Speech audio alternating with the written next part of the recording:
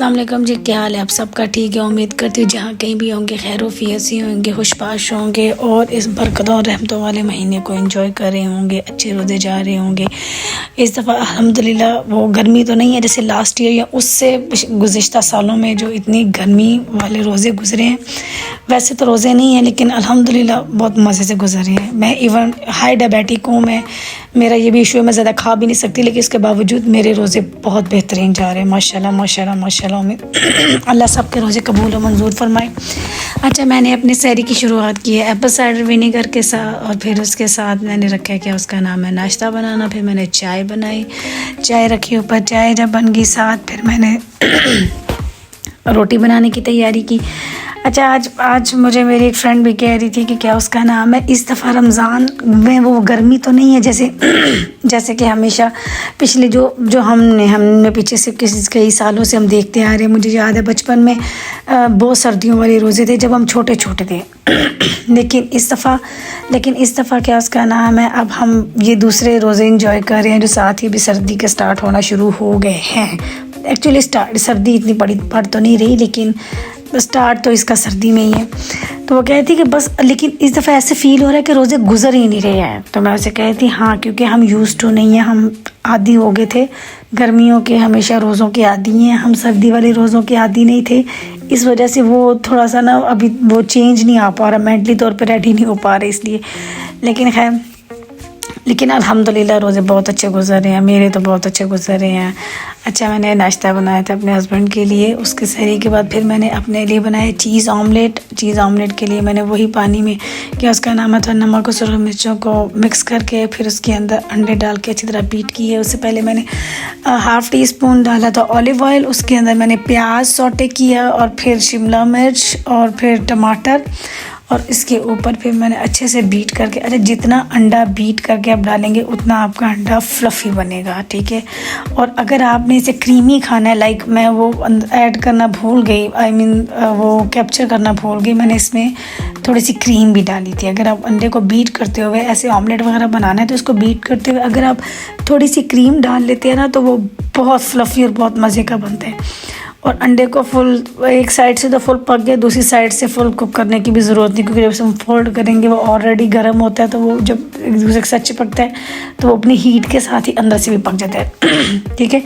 तो मैंने अपना चीज़ ऑमलेट जहाँ पे रेडी कर लिया, लेकिन मैं इसके बाद सोच रही थी कि खाली चीज़ ऑमलेट से मेरा पेट फुलफिल नहीं होगा, तो फिर मैंने यहाँ पे अपने लिए शामी बना लिया। शामी कबाब मैंने विदाउट एग के बनाया था और जैसे कि आप देख रहे हैं ये इधर मैंने सिर्फ एक स्प्रे किया था ऑयल का, मैंने ज़्यादा ऑयल भी नहीं डाला।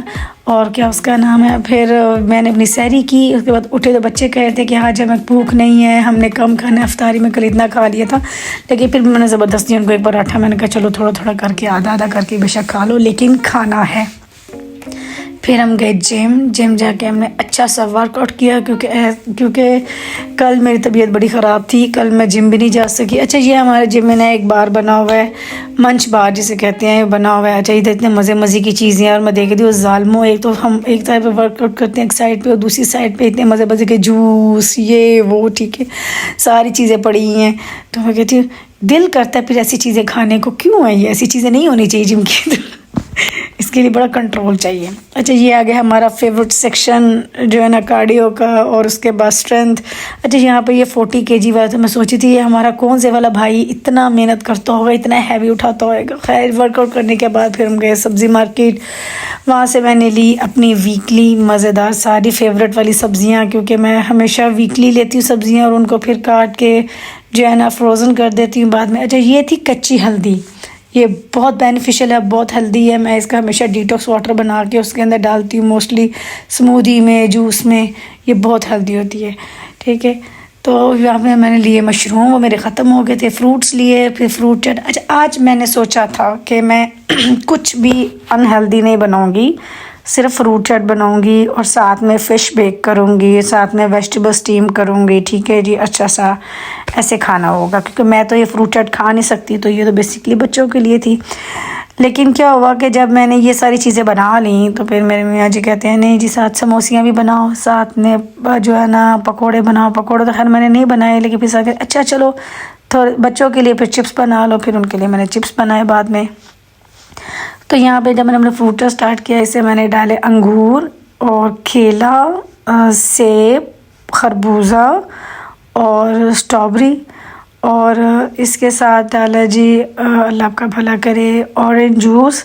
अच्छा, मैंने ऑरेंज जूस निकाला तो ऐसे है, लेकिन मैं इसके सीड्स वगैरह सारे साइड पे पहले निकाल दूंगी और इसका पल्प वेस्ट नहीं करूँगी, वो इसमें डालूंगी, क्योंकि पल्प का अपना एक बड़ा मज़ेदार सारा फ्लेवर होता है, तो पल्प मैं वेस्ट नहीं करूँगी। ठीक है, सारा मैंने ऑरेंज जूस स्क्वीज़ करने के बाद चम्मच से इसके ये देखिए मैंने सारे सीड्स निकाल दिए, सारे सीड्स निकाल के सेपरेट कर लिए, और इसके बाद जो इसका पल्प है ना वो सारा मैंने डाला है इसके अंदर। और इसके बाद फिर मैंने इसमें डाला था चाट मसाला। आप चाहें तो आप क्रीम भी डाल सकते हैं, लेकिन ये डायबिटिक पेशेंट्स के लिए बिल्कुल भी ठीक फ्रूट चाट नहीं एक्चुअली, क्योंकि हम नहीं खा सकते। तो मैंने तो अपने लिए फ़्रेश फ्रूट्स काटे थे सेपरेटली, मैंने ये वाला नहीं खाया, ये सिर्फ मेरे बच्चों के लिए और मेरे हस्बैंड के लिए था। मैं तो नहीं ये खा सकती, और ना ही मैं किसी को रिकमेंडेड करती हूँ कि वो अगर वो डायबिटिक है या डाइट पे है या वो लो कार्ब्स ले रहे हैं तो वो ऐसे फ्रूट्स लें। नो, नॉट एट ऑल, ये बिल्कुल भी नहीं खाना चाहिए। अच्छा, मैंने अपने लिए जो प्लेट बनाई थी उसमें मेरा आधा अमरूद था, 3 स्ट्रॉबेरी थी और थोड़ा सा पपाया था। ये सबसे अच्छा, ये खाने के बाद मैं बहुत फिर भी फुलफिल हो गई थी। और यहाँ पे मैंने फ़िश बेक की थी अपने और मियाँ जी के लिए मैंने की थी फ़िश बेक, और बच्चे कहते हैं उन्हें आज फ़िश नहीं खानी, तो उनके लिए फिर मैंने बनाया था चिकन जो मैंने वो बारबेक्यू बना के फ्रोज़न किया हुआ है वो निकाला, ऐसे एयर फ्रायर में जैसे फ़िश बेक की, इसी तरह मैंने चिकन भी इसी तरह जो है ना एयर फ्रायर में बेक की थी। और लेकिन वो मैं दिखाना याद नहीं रहा, लेकिन चिकन के साथ मैंने वेजिटेबल भी डाली थी, लाइक वो ग्रीन बीन्स और क्या उसका नाम ब्रोकली वगैरह, ये भी मैंने, गाजर थी सारी, इनको किया। अच्छा, फिर वो नाना करते करते वो हेल्दी करते करते फिर भी ये समोसियाँ जी हमने बना ली, क्योंकि हमने तो आज हेल्दी का हमारा मेन्यू था, लेकिन फिर भी अनहेल्दी हो गया। लेकिन बच्चे हैं, बच्चों को तो फिर ऐसी चीज़ें आपको पता नहीं पसंद है, और वैसे भी रमज़ान के अलावा तो कहाँ बनती हैं, पूरा साल तो याद नहीं रहती। अच्छा, यहाँ भी सारी सब्ज़ियाँ थी, मैंने इनको वॉश करके विनीगर में आधा घंटा भिगोया, सब्ज़ प्याज, ब्रोकली और जो ग्रीन बीन्स थे, इन सब को मैंने विनीगर में भिगो के पहले आधा घंटा रखा है। उसके बाद क्योंकि अब बड़ी एहतियात की ज़रूरत होती है, इनमें बड़े बैक्टीरिया भी लगे होते हैं, और क्या उसका नाम है, लास्ट टाइम मैं देख रही थी मुझे कि कोई वो जो बैट होते हैं या ये जो जानवर होते हैं, सांप वगैरह, ये सब्जियों को काट लेते हैं, तो इनमें इनका बैक्टीरिया चला जाता है, जहर आलूद हो जाते हैं, तो बेहतर है अब सारी सब्जियों को पहले सिरका डाल के इसमें डिप करें। मैं तो हर गोश्त वगैरह में भी करती हूँ, लेकिन सारी सब्जियों में ये अच्छा बेनिफिट होता है, साफ़ सुथरी हो जाती हैं। ठीक है, तो इन सबको मैंने पहले आधा घंटा भिगोया था। पहले मैंने सब्ज़ प्याज भी बरी बरी काट के, अच्छा ये मैं करूँगी फ्रोज़न और जिप लॉक वाले बैग में डाल के, अगर वो हैं तो ठीक है, मैंने तो वैसे इसमें डाला था। और अगर वो कंटेनर प्लास्टिक डिस्पोजेबल जैसे वट जो आपको सूट करता है, अगर आपके पास कोई भी कंटेनर है उसे निकाल के उसमें डाल के आप रख लें, जब चाहिए निकालें। क्योंकि जैसे मुझे के नाश्ते में हमेशा ऑमलेट के साथ सब्ज़ प्याज ये चीज़ें हमेशा चाहिए होती है, तो मैं इसको हमेशा काट के तो फ्रीज़ किया, जब मुझे चाहिए निकाला, उसमें डायरेक्ट डाला, तो ठीक है जी, हमारा फटाफट लटरम पटरम ये काम हो जाता है। ठीक है, इसके बाद मैंने ये जो है ना ब्रोकली, मेरे हस्बैंड वैसे कह रहे थे कि ब्रोकली क्यों ले रही हो, ये कौन सा कोई बड़ी हेल्दी डिश है, मैं ये तो इन्होंने खुद बनाई हुई है। मैंने कहा अच्छा खुद बनाई है या साथ वालों ने बनाई, लेकिन मुझे ये चाहिए। ठीक है जी, यहाँ मैंने ब्रोकली ले ली थी। अच्छा, ब्रोकली का भी एक ये इशू है कि इसके जो ये तने हैं ना, मोस्टली लोग तो फेंक देते हैं, लेकिन मैं इसका ये ऊपर वाला सारा हार्ड वाला पोर्शन सारा उतार के अंदर से बड़ा नरम सा गूदा हो गया था, इसको भी काट के इसकी भी स्लाइसिस करके, जैसे मैंने बीन्स काटी हैं उनको भी मैंने अलग से जो है ना पैक कर दी है, इनको भी मैंने बारीक बारीक काट के, और इसको भी बाद में मैंने फ्रीज़ कर देना है। इसके जो जितने ये नीचे से की जो है ना बेस, वो सारी मैंने बारीक बारीक काट के, इसको सारा काट के, ठीक है।